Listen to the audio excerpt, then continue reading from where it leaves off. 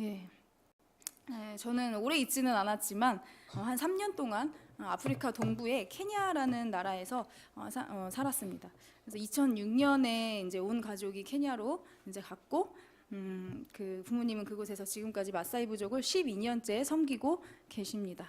그래서 제가 이제 오늘 아프리카의 그 전반적인 그 대륙의 전반적인 정보는 드리지 못하지만, 제가 케냐에 있을 때 이 마사이 부족이 사는 그 사역 현장에서 보고 듣고 느낀 것들, 하나님께서 그들을 위해서 얼마나 열심히 일하시고 계시는지, 하나님께서 우리가 얼마나 그 땅을 위해서 열심히 기도하기를 또 원하시는지, 하나님께서 얼마나 그 땅에 복음의 씨앗을 뿌리기를 원하시는지, 이것을 깨달은 바를 같이 나누고 기도하고자 합니다. 그래서 이렇게 그 아프리카 전통 복장을 입고 왔는데요. 파티 때, 약간 결혼식이나 이렇게 파티 때 입는 복장이라고 합니다.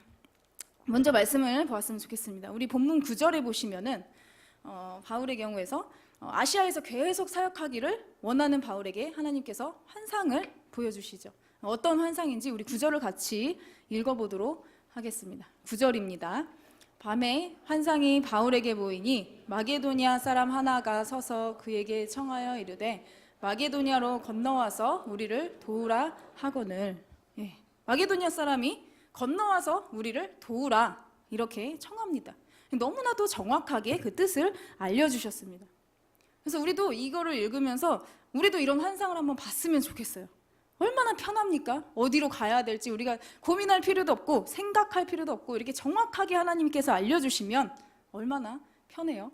그런데 이게 일반적인 경우는 아닌 것 같습니다. 특별한 케이스입니다. 하나님께서 급하셨던 것 같습니다. 아시아는 지금의 이제 터키 지역인데, 지금 보시면은 터키 지역이 바울의 주 무대였죠. 이쪽 오른쪽에 있는 그 바울이 사역하던 이 무대였습니다. 근데 하나님께서 바울이 이 지역에서 사역하는 거를 막으셨다는 말이 앞에 2번이나 나옵니다. 6절에 보시면 성령께서 막으셨다고 나와 있고, 7절에 보시면은 예수의 영께서 막으셨다는 말이 나옵니다. 왜 그랬을까요? 하나님의 계획은 바울이 이제 이 아시아에만 머무는 것이 아니라 아무도 복음을 전하지 않았던 이 신개척지인 마게도냐 땅, 지금의 그리스 땅, 저 그리스 땅, 즉 유럽 지역에도 복음의 씨앗을 뿌리는 것을 원하셨던 것입니다. 그래서 아시아에서 바울이 사역하는 것을 막는 것은 하나님의 사인이었습니다. 복음에 굶주린 사람들이 이렇게 땅끝까지 흩어져 있는데 왜 이곳에만 머무느냐 말씀하셨던 것입니다. 그리고 오직 성령이 너희에게 임하시면 너희가 권능을 받고 예루살렘과 온 유대와 사마리아와 땅끝까지 이르러 내 증인이 되리라 하는 이 사도행전 1장 8절의 말씀을 점차 실현하게 하려는 것이었습니다. 그래서 이 십자가로 표시한 곳이 예루살렘 부근인데요. 여기서 이제 예루살렘과 온 유대와 사마리아와 땅끝까지 이렇게 복음을 전하기를 원하셨고, 이 복음이 널리 전파되게 하려는 것이 하나님의 뜻이었습니다. 근데 바울은 하나님의 뜻이, 그 계획이 그만큼 컸다는 것을 알아차리지 못하고, 저기 터키와 이 그리스 사이에 에게해, 이 바다 에게해, 여기 에게해만 건너면 바로 유럽 땅인데 거기까지 건너갈 생각은 아예 하지도 못했던 것 같습니다. 그러자 마음 급해지신 하나님께서 도저히 안 되겠다 해서 바울에게 환상식이나 보여주신 것입니다. 그래서 그때 바울은 깨달았습니다. 그리고 깨달은 즉시 어떻게 합니까? 순종했습니다. 그러자 어떻게 됩니까? 가는 길에 순풍을 만납니다. 얼마나 급하셨는지 빨간 점 2개 제가 표시해 놓은 것이, 이쪽이 이제 터키에 들어와 그 다음에 건너가서 빌립보로 건너갔는데요. 저기 건너가는 게 다시 돌아오는 길은 5일이 걸렸대요. 근데 5일이 걸릴 길을 순풍을 보내주셔서 이틀 만에 가게 하십니다. 근데 그렇게 도착한 이 빌립보에서 어떤 일이 일어납니까? 우리 13절에서 15절까지 말씀을 한번 같이 읽어봤으면 좋겠습니다. 13절에서 15절까지입니다. 안식일에 우리가 기도할 곳이 있을까 하여 문 밖 강가에 나가 거기에 앉아서 모인 여자들에게 말하는데, 두아디라 시에 있는 자색 옷감 장사로서 하나님을 섬기는 루디아라 하는 한 여자가 말을 듣고 있을 때 주께서 그 마음을 열어 바울의 말을 따르게 하신지라. 그와 그 집이 다 세례를 받고 우리에게 청하여 이르되, 만일 나를 주 믿는 자로 알거든 내 집에 들어와 유하라 하고 관건하여 머물게 하니라. 아멘. 이미 준비하시고 예비해 놓으신 그 땅, 하나님께서 갈고 닦으신 이 좋은 땅에 심지어 하나님이 바울을 데려다 주시기까지 하셔서 바울은 그냥 복음의 씨앗을 뿌리기만 했어요. 그랬더니 기다렸다는 듯이 이 루디아라는 여자가, 이 준비된 루디아라는 여자가 예수님을 믿게 되고, 그래서 유럽의 이 첫 그리스도인이 되었고, 이 루디아뿐만이 아니라 그 온 집안이 다 세례를 받았고, 바울이 또한 이 빌립보에서 사역을 하는 동안 우리 집에 와서 머물라, 이렇게 집을 내어주면서 선교의 동역자가 되었습니다. 그래서 이 루디아네 집이 빌립보 복음화의 이 근거지가 되었고, 빌립보 교회의 시작이 이 루디아네 집으로부터 시작이 됩니다. 이렇게 처음으로 유럽 교회가 탄생하는 이 역사적인 사건이 여기서 이렇게 일어나게 된 것입니다. 여호와 이레의 하나님께서 모든 것을 예비하시고 이미 먼저 일하시고 계신 곳, 그곳으로 또 친히 바울을 데려다 주시기까지 하셔서 씨 뿌리게 하시고 또 물 주게 하시고, 바울은 딱 여기까지, 그 다음 몫은 하나님의 일이었어요. 14절에 보시면 주님께서 이 루디아의 마음을 열어 바울의 말을 따르게 하신지라 라고 말씀하셨습니다. 계획도 하나님이 하시고 준비도 하나님이 하시고 책임도 하나님이 지셨습니다. 그래서 바울은 이 아시아만 쳐다보느라고 쳐다보지도 못한 곳, 이 유럽이 나중에 어떻게 되었습니까? 복음화가 한참, 정말 그 어느 지역에보다도 더 활발하게 진행이 되었었고, 이 유럽 문화의 근거로 기독교가 자리 잡게 그렇게 되었죠. 이렇게 성령의 뜻에 따라서 씨를 뿌리기만 하면, 이 열매가 주렁주렁 열릴 것을 우리가 안다면 우리가 가만히 있을 수 있겠습니까? 씨를 뿌리지 않고는 견딜 수가 없을 것입니다. 하나님께서 이 땅 사람들이 이렇게 그리스도인들이 되기를 원하셨다는 것을 우리가 알고, 이 모든 것을 다 원하셔서 다 준비하시고 우리를 부르셨다는 것을 깨달았다면, 그래서 이 모든 것을 하나님께서 우리를 통하여서 일하실 것을 안다면, 우리는 씨를 뿌리지 않고는 견딜 수가 없게 될 것입니다. 저는 오늘날의 이 마게도냐와 같은 땅, 이런 땅 중에 한 곳이 아프리카 땅이라고 생각합니다. 물론 모든 지역이 다 그렇지는 않지만 다른 전도하기 힘든 그런 지역과 이제 비교했을 때 상대적으로 복음의 씨앗을 뿌리기에 정말 적합한 그런 땅인 것 같습니다. 그런 곳이 아프리카 안에 굉장히 많습니다. 왜냐하면 제가 그렇게 생각한 이유 첫 번째가, 아직도 예수님에 대해서 모르는 사람이 많습니다. 영적으로 고픈 곳이고 정말 예수님을 고파하는 그런 땅입니다. 물론 도시에 나오면은 교회가 많습니다. 특별히 제가 있었던 그 케냐 같은 경우에는 영국으로부터 1960년대에 그때 이제 독립이 되었기 때문에 아직도 도시에는 기독교의 영향이 많이 남아 있습니다. 그러나 이 도시 지역만 조금만 벗어나면 외국 문명은커녕 자기네 나라 도시 문명도 겪어보지 못한 사람들이 수두룩합니다. 수도에도 한 번도 못 나가본 사람들이 수두룩합니다. 자동차 한 번도 타보지 못한 사람도 있고, 심지어 저희 외국 사람을 처음 보는 사람도 있었어요. 그리고 아직도 일부 다처제나 여성 할례를 시행하는 그런 부족도 많이 남아 있습니다. 물론 시대가 이제 조금씩 변하고 있긴 하지만 아직도 이 나이 드신 그 부족의 어른들은 여성들을 할례시키려고 하는 그런 동네가 아직도 이 시대에도 남아 있는 그런 땅입니다. 이 케냐 안에서만 한 43개에서 52개의 부족이, 그러니까 얘기하는 사람마다 어떻게 이제 좀 나누느냐에 따라 얘기가 조금 다른데 한 40-50개 정도의 부족이 있는데, 그 중에서 한 20여 개의 부족이, 20개 넘는 부족이 아직도 복음이 들어가지 않는 미전도 종족이라는 보고가 있습니다. 복음을 들어야 될 사람들이 너무 많습니다.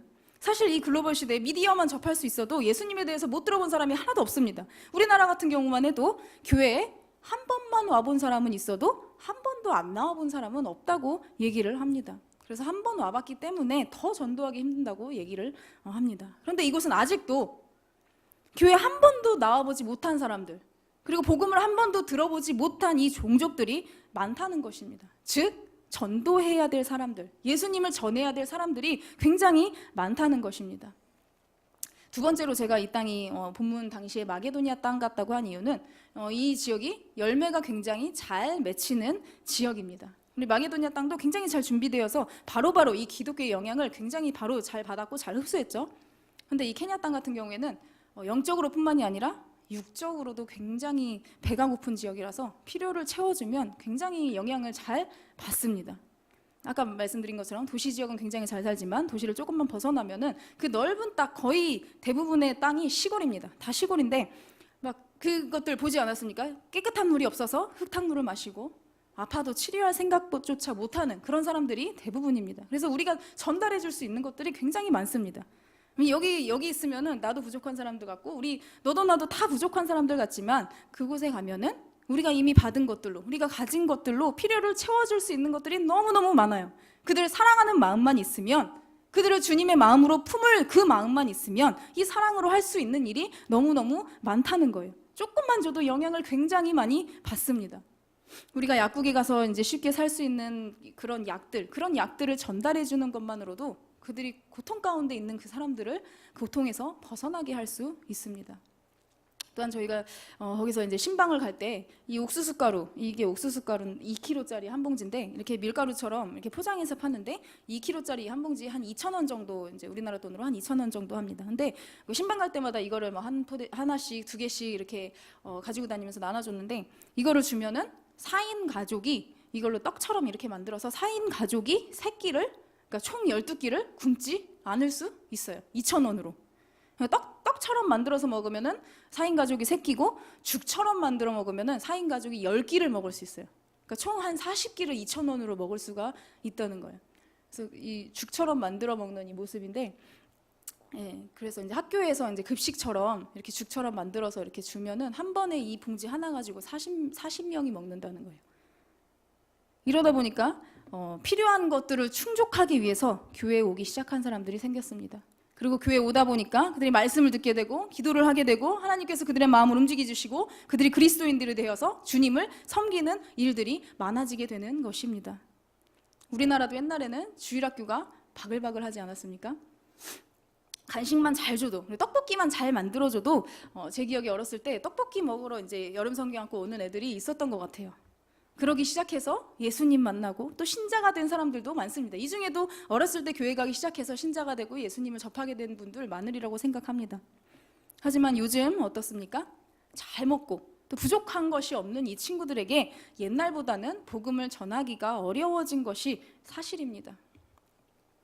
물론 이 필요를 채우려고 교회에 오는 것으로 신앙이 그친다면 그것은 건강한 신앙이 아니죠. 근데 사실 사람이 참 어려울 때 하나님을 만나기가 더 쉬운 것 같습니다. 우리도 마음이 어려울 때, 그때 더 하나님께 매달리고 살 길을 찾으려다가 하나님을 만나는 경험 많이 해보시지 않으셨습니까?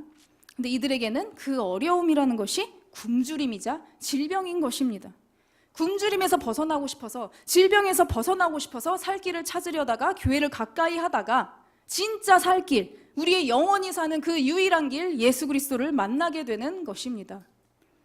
이곳에는 아직도 영적으로나 육적으로나 먹여야 될 사람들이 너무 많습니다. 영적으로나 육적으로나 치료해야 될 사람들이 너무 많습니다. 그래서 예수의 사랑으로 정말 작은 것을 실천했을 때 어마어마하게 영향을 받는 사람들이 많습니다. 그러면서 사랑의 근원 대신 예수 그리스도를 만나는 사람들이 굉장히 많습니다. 제가 처음에 이 마사이 부족을 방문했을 때 제가 기억을 잊을 수가 없습니다. 여기 교회가 너무 오지라서 그 물도 없고 그래서 이제 계속 머물 수가 없어서 주일 예배를 섬기려고 한 목요일이나 금요일쯤 되면은 이제 그 비포장도로를 이렇게 막 산길을 이렇게 막 운전을 해서 그쪽까지 가서 텐트를 치고 2박 3일 동안 이렇게 캠핑을 하면서 교회를 섬겼었어요. 그러다가 이제 주일 예배를 드리고 한 월요일이 되면은 다시 도시로 나와서 또 필요한 물품들을 사고 또 행정적인 그런 일 처리들을 하면서 2, 3일을 보내다가 또 이제 오지에 들어가서 또 2, 3일을 교회를 섬기면서 보내다가 이렇게 또 와서 물품들을 사고 막 이런 식으로 좀 지냈었어요. 그런데 그 교회 오지에 들어가면은 이렇게 교회 건물을 제외하고는 다 동네가 이렇게 소똥으로 만든 집입니다. 제가 이때 외국을 난생 처음으로 나갔는데 첫 외국에서 이런 것들을 보니까 너무 신기했어요. 아, 외국은 이런 곳이구나 이러면서 너무 신기했어요. 그러면서 신방을 갔다가 이제 집 짓는 것을 한번 직접 보게 됐는데 소똥이랑 그 진흙이랑 1대1로 섞어서 이 손으로 이렇게 그 똥 섞인 흙을 이렇게 주물주물 반죽을 해서 이렇게 나무 뼈대 위에 붙이고 그 다음에 굳힙니다. 근데 이렇게 만든 집에 한번 들어가 봤더니 이 집에 한번 들어가 봤더니 창문이 없으니까 굉장히 깜깜하고 아무것도 안 보여요. 그리고 이 안에서 잠도 자고 또 요리도 하는데 요리할 때 뭐 가스레인지나 이런 게 없으니까 나무를 다 떼워서 이제 요리를 하잖아요. 연기가 가득해서 집에 들어가자마자 저는 눈이 너무 아픈 거예요. 그런데 이들은 이렇게 계속 살아왔으니까 익숙해서 굉장히 잘 살아요. 나중에 조금 좋은 집을 이제 지어주려는 시도를 해봤는데 또 아프리카 사람들이 조금 게으른 면이 있어요. 그래서 이제 관리도 잘 못하고 어떻게 관리하는지도 모르고 잘 뭐 별로 배우고 싶지도 않고 그렇게 하니까 살던 대로 사는 게 편하다. 그래서 그래 전통이니까 그냥 불편하지 않으면 바꾸려고 하지 말아야 되겠다 이렇게 했어요. 이렇게 똥집에서 사는데 이거는 뭐 그래요. 그럴 수 있어요. 그런데 진짜 안타까운 것은 물이 없다는 것입니다. 그래서 우리도 들어갈 때 이제 물이 없다는 소리에 이제 마실 물은 사서 이제 들어가서 정말 목마를 때 정말 소량만 마시고 세수는 물티슈로 했습니다. 아침에 한 장 쓰고 저녁에 한 장 쓰고 이렇게 물티슈로 세수하고 막 이렇게 하면서 살았는데 그러다가 이제 동네 애들이 막 쭈루루루 어디를 가길래 한번 따라가 봤습니다. 그랬더니 이렇게 이 물을 떠서 먹으려고 이거를 이제 뜨고 있는 거예요. 저 뒤에 초록색 보이시죠? 초록색이 이끼가 꼈어요. 얼마나 오래 고여 있었는지 초록색 이끼가 막 끼고 사진으로 보니까 이 초록색이지 이 실제로 봤을 때는 이 초록색과 흑색의 약간 중간 정도? 이런 물들을 떠서 이거를 먹으려고 떠간다는 거예요. 이게 너무 안타까워서 제가 해줄 수 있는 게 없었습니다. 그래서 이 일이 너무 안타까워서 저는 이거를 이제 보고하려고 교회에 보고하려고 사진을 찍었는데 그 마음도 모르고 이 안타까운 마음도 모르고 자기 나오게 사진 찍어달라고 이렇게 포즈를 취하고 있는 것입니다. 이런 일들이 있었습니다. 또 이제 또 이동 진료 사역을 이제 하러 다니는데 이제 어머님이 이제 간호사셔서 이렇게 진료를 이동하면서 이제 차로 이동하면서 이제 진료를 하고 다녔는데 정말 약 하나만 먹어도 다 나을 수 있는 이 감기 같은 병.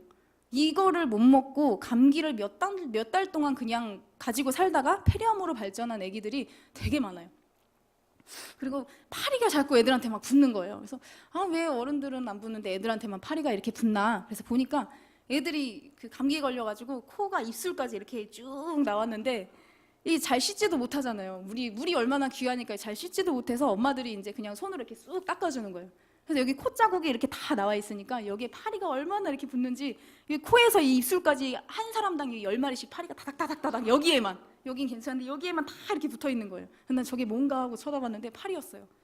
와, 저는 너무 충격적이었습니다. 처음에 뭐 이런 것도 봤고 또 의료사역하다 정말 많은 것들을 봤는데 말라리아에 걸린 사람들이 사실 뭐 말라리아에 걸려서 약을 안 먹으면 죽는데 2, 3일 안에 약을 먹으면은 살아요. 그냥 살 수 있어요. 근데 이 2, 3일 안에 약을 못 구해서 죽는 사람들이 있었습니다. 이 약을 아예 구할 생각조차 못하고 그냥 걸리면 죽는 거예요. 그리고 어떤 사람은 자기가 상처에 났다고 약을 발라달라고 의료사역 하는데 그게 왔는데 상처가 너무 곪아가지고 그 부위가 썩어 있었어요. 다리 부위가 썩어 있어서 이거 소독만 잘하고 관리만 잘하면은 이 작은 흉터만 남고 이렇게 다 나을 상처인데 왜 이렇게 썩게 뒀을까 물어봤더니 자기가 맹수랑 싸웠대요. 맹수랑 싸웠는데 그러다가 이제 생긴 상처가 4개월이 됐대요. 그러니까 그 부족이 마사이 부족이 사자도 때려잡는다고 소문난 굉장히 용맹한 부족이에요. 그래서 자기는 다친 것보다 맹수랑 싸웠다는 것에 굉장히 자랑스러워하면서 얘기를 막 하는 거예요. 뭐 어쨌든 이렇게 다쳤는데 약 바를 생각도 못하고 소독은커녕 이 물이 너무 귀하니까 소독 생각도 못하잖아요. 그래서 4개월 동안 그냥 그렇게 둔 거예요. 그렇게 살다가 그냥 이렇게 약 발라주면은 그냥 낫고 뭐 아니면 그냥 살고. 근데 썩은 살을 이거를 보고 이제 저랑 어머니가 너무 놀래니까 우리를 막 이거 갖다 놀랜다고 막 우리를 놀리듯이 막 자기들끼리 킥킥킥 막 이렇게 웃고 막 그러는 것들을 봤습니다. 그냥 이렇게 사는 거예요. 그렇게 살다가 약 발라주면 그냥 낫는 거고 연고 주면은 타가는 거고 또 다음에 가니까 저기 약 주는 선교사 저 약 주는 외국인 또 왔네 이러고 소문이 나서 교회에 오는 겁니다. 교회 안 나오던 사람들도 그날은 또 소문 듣고 예배 도중에 오기도 하고 예배가 끝날 무렵에 오기도 해서 이제 줄을 서서 약을 타갑니다. 저한테는 이게 완전 신세계였습니다. 애들은 바지는커녕 팬티도 안 입은 채로 흙바닥에 철푸덕 앉아가지고 놀고 있고 아픈 사람들이 치료할 생각도 못 하고 있고 꼭 우리나라 옛날 50년대 사진에서 보던 이 50년대를 보는 것만 같았어요. 우리나라 전쟁고가 굉장히 많았을 때 있잖아요. 그 모습들을 그린 영화들을 많이 봤는데 그 영화에서 나오는 그런 장면 같았습니다. 그래서 우리 부모님들께서 할 일이 굉장히 많으셨습니다. 할 수 있는 일이 굉장히 많았습니다. 근데 사실 교회 가면 약 준다더라 이 소문나서 약 때문에 오는 사람도 많았어요. 근데 한 술에 배부르랴 저 사람들이 정말 약 때문이 아니라 언젠가는 예수님 때문에 교회를 오는 날이 꼭 오리라 이렇게 시간을 가지고 기도하니 그 사람들이 처음에는 외국인 구경하러 왔다가 그 다음에 약 타러 왔다가 그 다음에는 이제 또 복음을 접하고 예수님을 만나는 사람들이 굉장히 많아졌습니다. 그러다가 예배당이 꽉 차기 시작했습니다. 그렇게 사역을 시작한 지 얼마 되지 않아서 기다렸다는 듯이 예배당이 꽉 차고 주님을 찬양하는 그 소리가 커지게 되었습니다. 그래서 지금도 이렇게 해마다 세례식을 거행하는데 좀 교단이 달라서 침례식으로 거행을 하는데 이렇게 이런 모습으로 합니다. 그리고 이제 또 한국인 선교사들이 그 땅에 들어가니까 이 한국 스타일의 신앙이 묻어나서 우리가 이제 새벽기도 스타일로 이제 새벽에 기도하니까 이걸 보고 따라하는 분들이 생겼습니다. 그래서 아프리카에도 새벽기도가 있는 교회가 있습니다. 네, 우리나라 권사님들처럼 가족을 위해서 또 마을을 위해서 이 교회를 위해서 새벽에 기도하는 어른들이 생겨났습니다. 이것이 사람이 할 수 있는 일입니까? 정말 저는 하나님께서 예비해 놓으셨다고밖에 생각할 수가 없습니다. 하나님께서 얼마나 이들이 예수 믿고 구원받기를 원하시고 기다리시고 기대하시는 이 마음으로 이 땅을 준비시켜 놓았는지 저는 정말 감탄할 수밖에 없었습니다. 그러다가 제가 2009년에 케냐를 떠나고 이제 4년 만에 2013년에 케냐를 다시 그 마사이 지역을 찾았는데 너무 깜짝 놀랐습니다. 옛날에 물이 없어서 흙탕물을 마시던 동네였는데 교회 옆에 우물이 생긴 것입니다. 그리고 교회 옆에 우물이 있으니까 이 교회를 중심으로 마을이 발전한 것입니다. 이 워낙에 가무른 지역이라서 뭐 우리나라는 50m만 파도 물이 나온다고 하는데 거기 200m를 파야 물이 나오는데 그렇게 파려면은 모든 장비를 동원하고 어쩌고저쩌고 해서 한 1,000만 원, 1,500만 원 정도가 넘게 든대요. 그런데 그 많은 돈을 들여서 파도 물이 나올 수도 있고 안 나올 수도 있다는 거예요. 그럼 또 다른 1,000만 원, 1,500만 원을 들여서 또 다른 데서 이제 물을 파야 돼요. 근데 저희가 그렇게 큰 돈이 있는 것도 아니고 성교비를 모을 수 있는 상황도 아니었습니다. 그런데 하나님의 일하심은 정말 얼마나 놀라운지 그 당시에 그 MBC에서 하는 프로그램 단비라는 프로그램이 있습니다. 혹시 기억하시는지 모르겠는데 그 우물을 파주는 그런 프로그램이었던 걸로 기억합니다. 근데 이 프로그램에서 이 케냐에도 우물을 파주고 싶다고 이제 MBC에서 이제 NGO 단체를 통해서 그 지역을 알아보셨나 봐요. 그러다가 부모님께서 사역하시는 이 지역이랑 연결이 됐어요. 우물을 파도 이제 파면 끝이 아니라 계속 관리를 해야 되기 때문에 이제 한국인이 들어가 있는 지역에서 이제 부모님이 관리하실 수 있게 교회 근처에다가 우물을 파주게 된 거예요. 저는 이 소식을 듣고 다시 한번 정말 이 세상 모든 것이 하나님의 것이라는 것을 깨달았습니다. 그렇게 또 방송국의 예산을 사용하시고 또 그 당시에 또 방송국에 이제 전화를 하면은 또 1,000원씩 이제 그 우물 파기에 동참하는 그런 프로그램이 있었는데 그렇게 이 대한민국 국민들의 1,000원씩을 다 모아주셔서 교회 옆에 우물을 만드셨고 이 흙탕물을 먹던 사람들이 깨끗한 물을 퍼가려고 교회 옆에 항상 줄을 서게 됐습니다. 저는 이 모든 것이 정말 이 모든 만물의 주인이신 하나님의 작품이라고 믿습니다. 그리고 또한 순종하여 씨앗을 뿌렸을 때 하나님께서 싹나게 하시고 자라게 하시고 열매 맺게 하셨다고 전 믿습니다. 그래서 그때 영상은 아니지만 그 영상 2개를 잠깐 그 사람들이 그 물을 파줬을 때 얼마나 기뻐했는지 그 소리치는 영상을 이렇게 가져왔습니다. 잠깐 보시도록 하겠습니다. 물이 안 나올 수도 있는데 나와서 너무 좋아하는 거예요.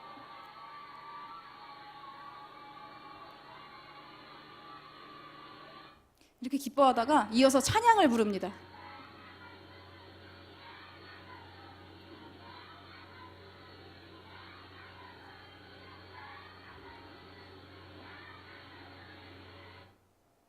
이렇게 기뻐하다가 찬양을 부르다가 이 우물이 터져 나온 것들을 얼마나 기뻐하는지 너무 감동을 받았습니다.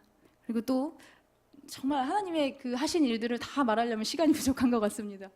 교회 옆에다가 이제 바로 보건소를 지었는데 처음에는 이 보건소 정부에서 허가를 받아서 이거를 여느라고 굉장히 애를 쓰셨습니다. 그래서 오래 걸려서 허가를 받았는데 이 허가를 받고 나니 하나님께서 또 의료사에게 길을 열어주셔서 한동안은 이 미국에서 오는 구호약품을 가지고 사역을 할 수 있게 되었습니다. 그걸 지원받을 수가 있게 되었습니다. 그래서 한동안 의료사역도 더욱 활발히 할 수 있도록 하나님께서 길을 열어주셨습니다. 저는 이 모든 것이 정말 영적으로나 육적으로나 정말 아프고 병든 그 땅의 사람들을 사랑하신 이 하나님께서 이 모든 것을 자기의 뜻과 자기의 계획대로 움직여서 가능하게 된 것이라고 믿습니다. 저 은혜로운 일이 너무너무 많아요. 우지에 정말 가난한 사람들이 1시간씩 걸어와서 예배를 드리는데 조금 더 멀리 있는 사람들도 예배를 드렸으면 좋겠다. 그래서 이제 이동 예배를 드렸습니다.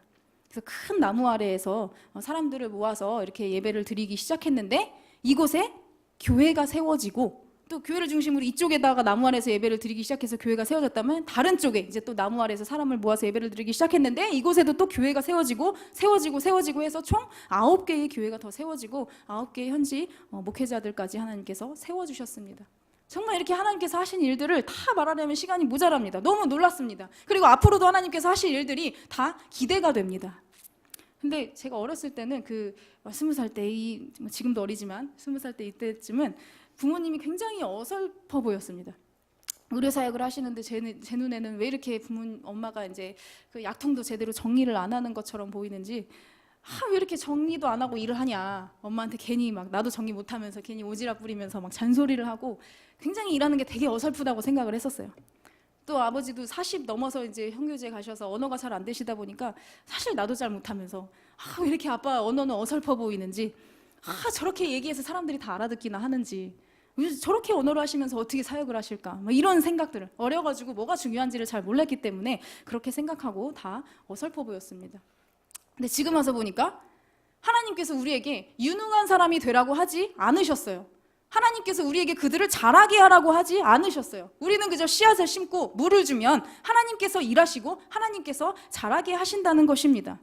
그래서 사람이 조금 어설프면 어떤가요? 하나님께서 다 준비하시고 하나님께서 가장 좋은 것으로 다 예비하시고 직접 일하시는데, 물론 우리가 그 부르심 가운데 열심히 하지 않으면 문제겠지만 우리의 부족한 능력이 전혀 문제가 되지 않는다는 것입니다. 우리는 그냥 우리 있는 그대로의 모습, 이 모습으로 진심으로 순종하면 되었은 것을 제가 그때는 깨닫지 못했던 것입니다. 저는 지금 이 시간에도 하나님께서 그 땅을 위해 일하시고 또한 자라게 하시고 열매 맺게 하시려고 기다리고 계시다고 믿습니다. 그렇다면 우리가 무엇을 해야 할까요? 우리는 씨를 뿌려야겠죠. 이 약을 받고 육신의 병을 치료받았듯이 이 사람의 그 죄로 인해서 얼룩진 이 영혼들도 예수 그리스도의 보혈의 능력으로 말미암아 치료받을 수 있도록, 그리고 그들이 육신의 떡을 얻었듯이 영혼의 양식인 이 생명의 말씀을 먹을 수 있도록, 또한 그들의 육신의 물을 얻었듯이 정말 영원히 목마르지 않는 셈, 생명의 근원 대신 생명수, 이 예수 그리스도를 소개시켜드리는 일, 이 전달자 역할만 하면 그 다음부터는 이 여호와 이레 하나님께서 계획하시고 준비하신 대로 친히 다 알아서 하신다는 것입니다. 제가 옛날에 그 한국교회 역사를 읽다가 정말 이 한국교회 역사에 큰 공헌을 하신 이 토마스 선교사님의 순교 이야기를 들었을 때 이해가 되지 않았습니다. 왜 그때가 하필이면 흥선대원군이 있을 때 왜 조선 정부가 쇄국 정책을 쓰고 있는데 오면 위험하다는 것을 몰랐을까? 좀 정책을 좀 잘 쓰지 왜 하필 그때 막무가내로 조선 땅에 들어왔을까? 상황 봐가면서 요령껏 하지 왜 꼭 그렇게까지 해서 그때 그렇게 성경 한 것만 전해주고 죽어야 했을까? 이해가 안 갔어요. 근데 그의 순교가 어떻게 이어졌습니까? 토마스 선교사님이 건넨 이 성경책 한 권이 한국교회의 씨앗이 되었습니다. 토마스를 죽인 박충건이 이렇게 말했습니다. 내가 서양 사람을 죽이는 중에 한 사람은 지금 생각할수록 이상한 감이 든다. 내가 그를 찌르려고 할 때 그는 두 손을 마주잡고 무슨 말을 한 후 붉은 배를 입힌 책을 가지고 웃으면서 나에게 받으라 권하였다. 그러므로 내가 그를 죽이기는 하였으나 이 책을 받지 않을 수가 없어서 받았노라. 그리고 그는 생각했습니다. 도대체 이 책이 무슨 책이길래 그가 죽어가면서도 이걸 전해주려고 했을까? 이렇게 생각하면서 동료 몰래 그 책을 집으로 가지고 가서 읽었습니다. 어떻게 되었을까요? 그는 성경을 읽고 예수를 믿어서 훗날 한국 교회의 지도자가 되었습니다. 그러면서 또 그의 조카가 또 예수님을 믿게 되어서 이 조카가 레이놀즈 선교사님과 함께 이 한글 성경의 3분의 2를 번역하는 이 결정적인 공헌을 하게 됩니다. 또 더 기가 막힌 일은 이 토마스가 이전에 한문 성경 3권을 채치량이라는 사람한테 줬는데 이 사람이 이 성경은 금서야, 읽으면 안 돼, 혼날까봐 너무 겁이 나서 박영식이라는 사람한테 넘겼대요. 근데 이 성경을 받은 박영식이 보니까 이 종이 질이 너무 좋은 거예요. 근데 한문 성경은 다 이렇게 한지로 만들어가지고 질이 굉장히 좋았는데 또 이게 이렇게 넘기는 게 아니라 낱장 종이를 이제 다 묶어 있어가지고 풀면 이제 도배를 하기가 굉장히 쉽고 그 다음에 질도 굉장히 좋은 거예요. 그래서 이 사람이 그 한문 성경을 가지고 집을 도배했습니다. 네. 한번 온 집이 성경으로 다 도배된 집을 한번 상상해 보시겠습니까? 방에 들어가면은 보기 싫어도 보이는 것이 성경 말씀이에요. 어떻게 되었을까요? 이 박영식이 예수를 접하고 그다음 이 집에 자주 놀러왔던 그 금서라서 읽지 못했던 그 사람 있잖아요, 채치량. 그 사람도 예수를 영접했습니다. 그리고 이 성경으로 도배된 이 집이 결국에는 평양의 최초의 교회인 널다리골 교회가 되었습니다. 이 널다리골 교회가 어디냐면 바로 1907년에 영적 대각성 운동이 일어났던 이 장대현 교회의 전신입니다. 이렇게 토마스 선교사가 순교하며 건넸던 이 성경이 평양 대부흥 운동까지 연결된 것입니다. 이걸 소름 끼치지 않습니까? 하나님께서 조선 사람들이 이렇게도 그리스도인이 되길 원하셔서 다 준비하시고 선교사들을 부르셔서 이 주님의 마음을 갖게 된 이 토마스 선교사님은 씨를 뿌리지 않고는 견딜 수가 없었던 것입니다. 그의 이 열정적인 삶은 겨우 성경 전해주고 죽는 것처럼 그렇게 허무하게 보였지만 그의 죽음은 결코 헛되지 않았습니다. 그가 죽어가며 건넨 이 성경, 그 한 알의 씨앗으로 정말 어마어마한 열매가 맺혔습니다. 그리고 우리나라는 세계에서 두 번째로 선교사를 많이 파송한 나라가 되었습니다. 그리고 우리 또한 그 열매들입니다. 그런데 이 일이 있기 전에 우리는 이미 누구의 열매입니까? 예수 그리스도의 십자가 사역의 열매들입니다. 당시 예수님께서 죄인들이나 지는 이 십자가에서 수치스럽게 죽었을 때 그 어느 누가 이것이 온 인류를 구원하실 하나님의 방법이라고 상상이나 했겠습니까? 자기 아들의 피를 뿌려서 온 인류를 구원하심, 이 하나님의 방법은 정말 우리가 상상도 할 수 없는 방법으로 나타났던 것입니다. 우리가 그 방법을 판단할 수가 없습니다. 그저 우리는 정말 구원받기에 말도 안 되는 이 우리를 위해서 하늘에서 이 땅까지 오시고 정말 죽기까지 낮아지시고 죽기까지 순종하시면서 이 사명을 감당하신 이 예수님의 사랑을 받은 자로서, 또한 자기 아들을 내어주는 이 말도 안 되는 방법으로 우리를 살려주신 이 하나님의 사랑을 받은 자로서 주님의 부르심을 알고 순종함으로 씨를 뿌려야 합니다. 이것이 우리의 사명인 줄 믿습니다. 이 부르심 우리는 어떻게 알 수 있습니까? 오늘 본문의 바울은 환상을 봤지만 이 부르심이 항상 환상으로 오는 것 같지는 않습니다. 제가 처음에는 오늘 말씀의 제목을 건너와서 우리를 도우라 이렇게 정했다가 혹시 그러시지는 않겠지만 이 환상 보여주세요 이렇게 환상 보는 것에 초점이 맞춰져서 너무 이제 또 환상을 보여달라고 기도하실까 봐 제가 좀 바꿨습니다. 우리는 환상이 아니더라도 주님의 뜻을 알 수 있습니다. 환상은 정말 아까 바울의 경우 이 말씀드린 것처럼 그렇게까지 하지 않으면 하나님의 뜻을 모를 것만 같을 때 보여주시는 경우가 많은 것 같습니다. 바울도 이제 성령께서 계속해서 막으시는데도 아시아에서 계속 사역하려고 그러니까 하나님의 마음이 급하셨잖아요. 또 우리 교회에 이제 한 달 동안 오셔서 이제 말씀을 전하신 이 선교사님들 얘기에 따르면은 무슬림들이 개종하는 이 첫 번째 이유는 그리스도인들에게 사랑을 받아서, 두 번째 이유는 꿈과 환상을 보여주셔서라고 이제 말씀을 하셨잖아요. 하나님께서 그들을 강권하여서 그리스도인이 되게 하시려는 계획을 가지고 일하시는데 이렇게까지 안 하면은 안 믿을 것 같은 거예요. 안 될 것 같은 거예요. 급하시니까 보여준 것 같습니다. 저도 유년부에서 애들 설교할 때 이 초등학생 저학년들은 그림 같은 거 안 보여주면 집중 못하는 애들이 굉장히 많습니다. 그래서 눈높이를 맞춰주려고 그림도 보여주고 사진도 보여주고 합니다. 그런데 어른들에게는 그렇게 할 필요가 없잖아요. 우리는 환상을 보지 않아도 하나님께서 우리에게 주시는 이 말씀으로, 또한 하나님께서 우리에게 주시는 이 확신으로, 또한 하나님께서 우리를 이끄시는 이 환경으로 충분히 하나님의 뜻을 알 수 있습니다. 그리고 보여주시지 않아도 깨닫는 것이 더 복됩니다. 특별히 하나님께서 우리 교회에 이 선교 축제의 기회를 주시고 정말 여러 세계 방방곳곳의 이야기를 듣게 하시면은 하나님께서 우리 교회에 하나님의 뜻을 보여주시는 것 같습니다. 주님께서 바라보시는 이 구석구석을 우리도 같이 조금 더 넓게 보고 조금 더 넓게 주님의 일에 동참하는 기회를 주시려고 우리를 부르는 것 같습니다. 이 너무 귀한 기회입니다.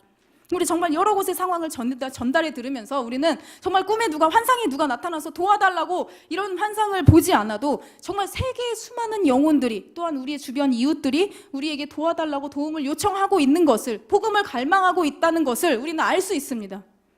우리 주님의 마음으로 정말 복음을 갈망하는 그들의 소리를 들을 수 있었으면 좋겠습니다. 이것을 부르심으로 알고 씨를 뿌렸으면 좋겠습니다. 우리 실무적인 동참이 아니더라도 씨 뿌리는 방법 있죠. 기도로 씨 뿌려야 합니다. 그 땅의 사람들을 위해서, 또한 현장에 나가 계시는 선교사님들을 위해서 기도의 후원이 절실히 필요합니다. 제가 지금까지 좋은 말만 했지만 꼭 좋은 일만 일어나는 것은 아니죠. 힘든 일도 일어나죠. 우리 바울도 빌립보에 처음 갔을 때는 씨만 뿌리면 다 이제 열매가 바로바로 맺히고 너무너무 순조롭게 선교가 잘 진행이 되었습니다. 그러나 얼마 안 돼서 어떻게 됐습니까? 귀신 들린 이 여종을 고쳐줬다는 그 이유로 고발당해서 매를 맞고 감옥에 갇히는 일이 일어났습니다. 이 루디아네 집에서 환대받았던 거는 완전 반대 상황이에요. 하나님의 일에는 이렇게 영광만 따르는 것이 아니라 고난도 따른다는 것입니다.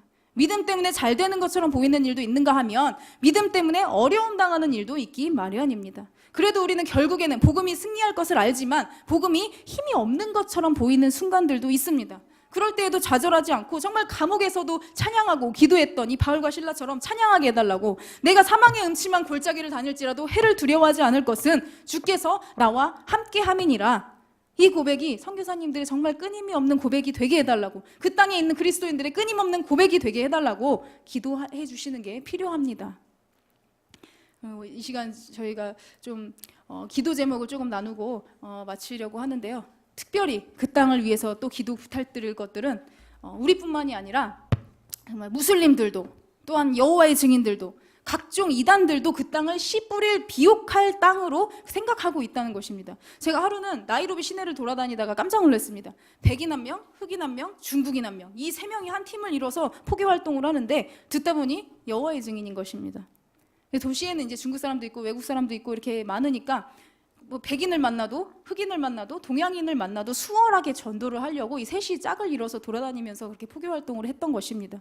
깜짝 놀랐습니다. 근데 무슬림은 더 심각합니다.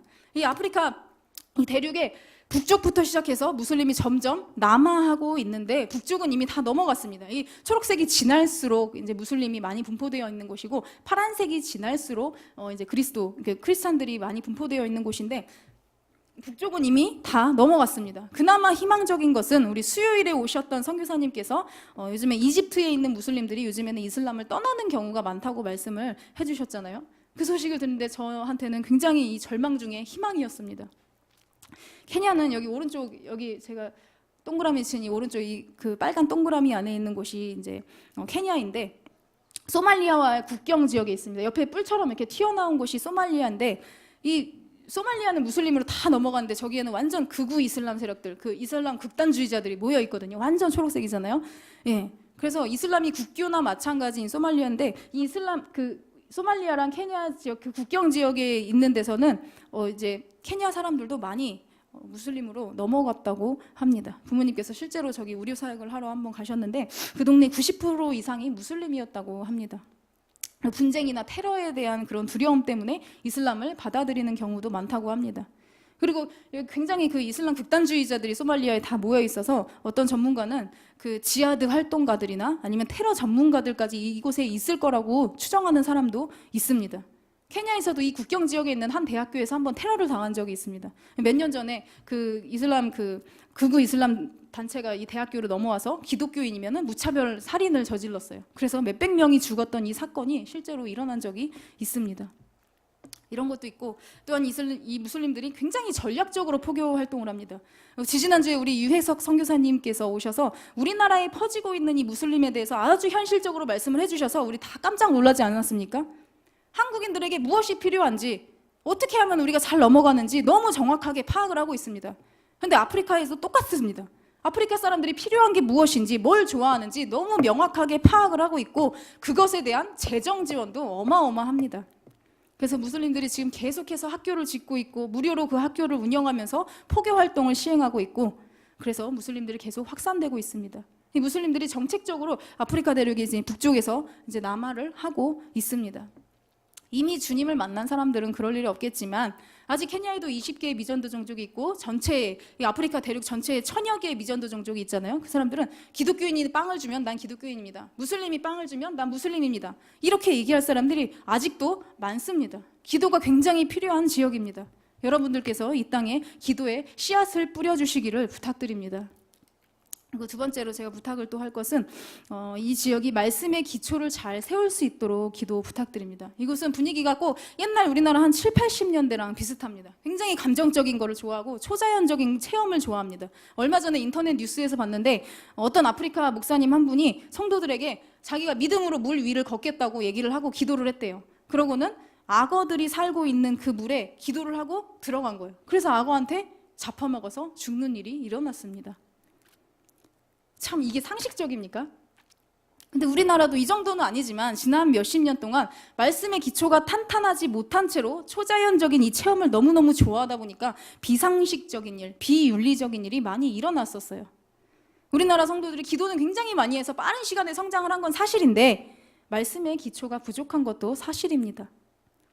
기초가 이 부족한데 몸집만 성장하니까 어때요? 불균형적으로 성장해서 갖가지 문제들이 터졌습니다.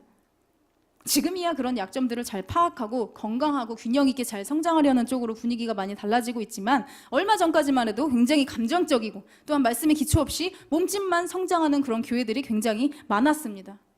이 아프리카 땅은 우리의 그러한 전철을 밟지 않고 성경을 제대로 배우면서 균형 있게 성장했으면 좋겠습니다. 이 아프리카 땅의 기독교인들이 말씀으로 기초를 잘 세울 수 있도록 이것을 위해서 기도해 주셨으면 좋겠습니다. 근데 사실 내가 아니더라도 주님은 일하십니다. 우리 하나님은 무에서 유를 창조하신 이 전지전능하신 하나님이십니다. 그런데 나를 왜 부르실까요?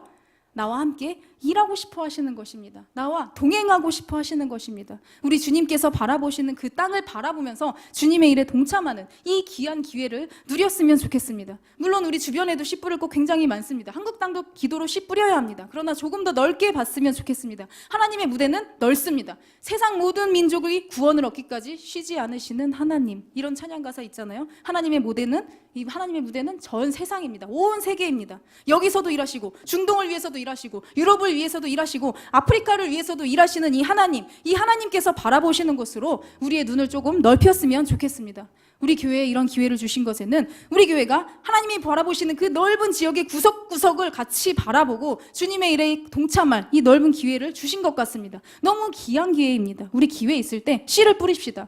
이곳에도 뿌리고 저곳에도 뿌리고 주님께서 일하시는 그 곳곳에서 마음으로 함께 동참하여서 하나님의 그 놀라우신 일들을 함께 목격하는 그 큰 은혜를 누리시는 우리 모두가 되시기를, 또한 이 큰 은혜를 누리시는 우리 하늘빛 우리 교회가 되기를 주님의 이름으로 기도합니다. 우리 세상 모든 민족이 구원을 얻기까지 다 같이 찬양하시겠습니다.